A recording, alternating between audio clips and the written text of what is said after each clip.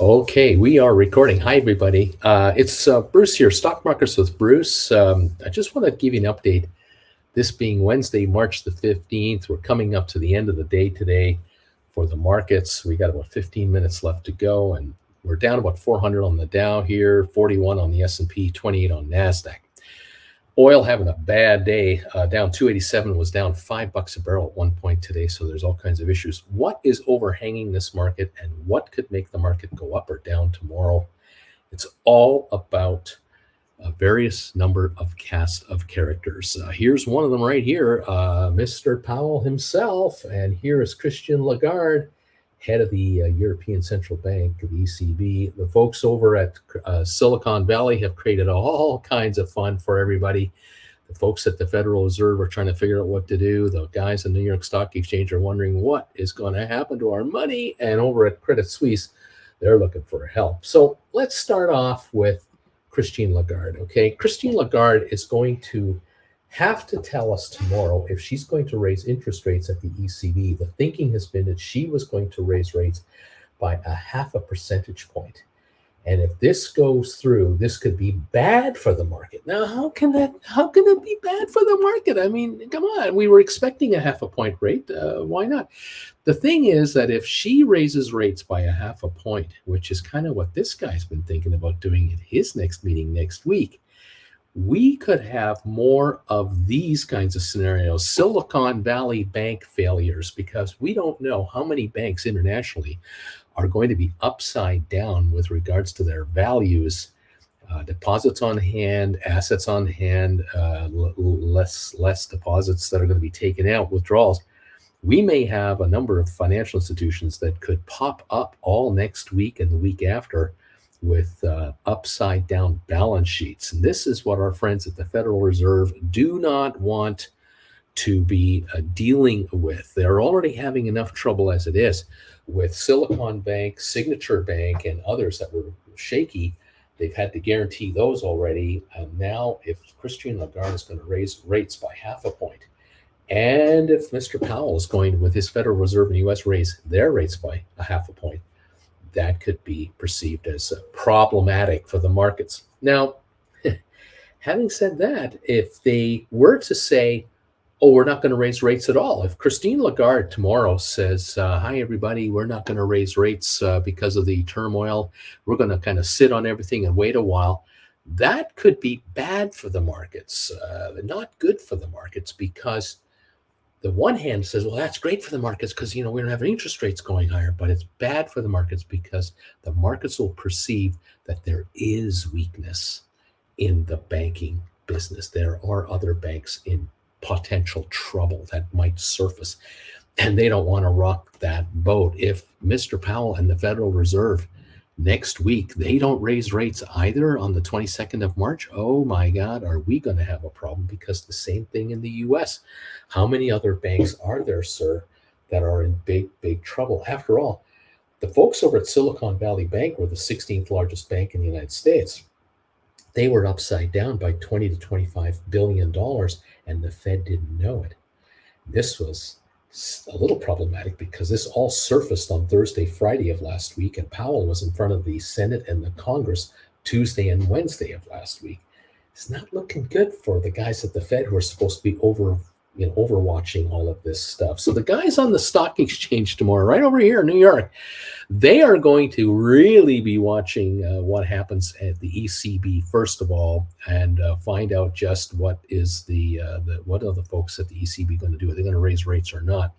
Back over here, these guys, Credit Suisse, oh gosh, they had a terrible day today. They caused this market meltdown today because they were down 35-40% in price first thing this morning when their shares were trading at like 168 euros to the versus $2 in the night before.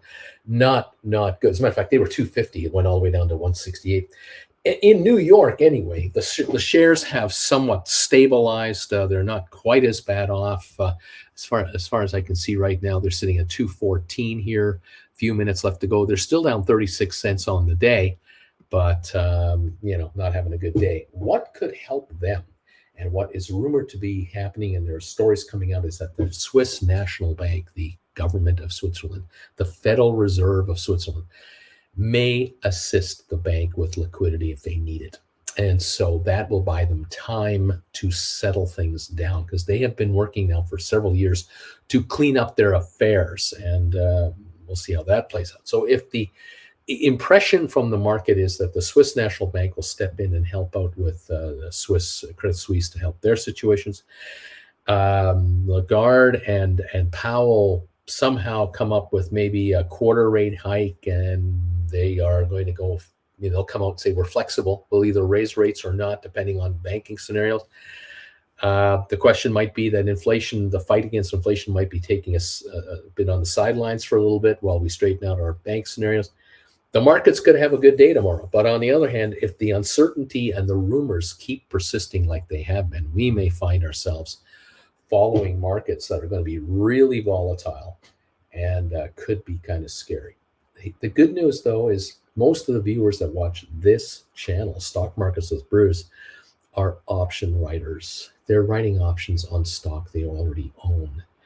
And if you're an option writer in this market, you are cleaning up and making all kinds of money, because you're offering your stock to gamblers out there for a set period of time at a set price for an upfront cash premium. And I can tell you that the way this market is going, I don't see new record highs happening anytime soon for the stock market. Nothing but volatility and uncertainty, which is perfect for option writing. If you want to learn how to become an option writer, maybe even quit your day job, head over to my website. It's called stockmarketswithbruce.ca. Here it is right here. Head over there and check out the classes I have that you can take to learn how to become an option writer. If you want to make some added income and perhaps replace your day job, you're going to end up on my homepage right there. And if you click on where it says classes right near the top right, you'll head to this page here, and you will start seeing class number 1, 2, 3, 4, 5, 6. You'll learn all kinds of things about how the option market works. You can learn how to write spreads. You'll also learn about poor man covered call trading strategies, rollover strategies. You'll learn all about stink bid, stink offers, the 90-10 rule, all kinds of stuff. And then you can, in effect, become a manager of your own affairs, and you won't have to rely on some invisible managers to look after your assets, your 401ks, your IRAs. You can convert 401ks into IRAs, and in many cases, self-manage your own account, learn how to write options, and bring additional income in. Join me here on this channel every day, Monday to Friday, 8:30 Eastern Time, for a 2-hour live telecast, 1 hour before we open, and the first hour of trading. We go over the markets in plain English, and we talk to you about how option writing is working. We talk about the latest strategies that are going on, and try to get you towards the path of self-reliance and get away from those bosses that are grinding you to death. All right, everybody, thanks for joining me today. I hope you didn't mind this crude little video. It's the latest on the bank thing. Let's see what happens in the next few days. Up or down, we'll be here, and we'll try to figure it out. All right, everybody. Talk to you next time. Bye for now.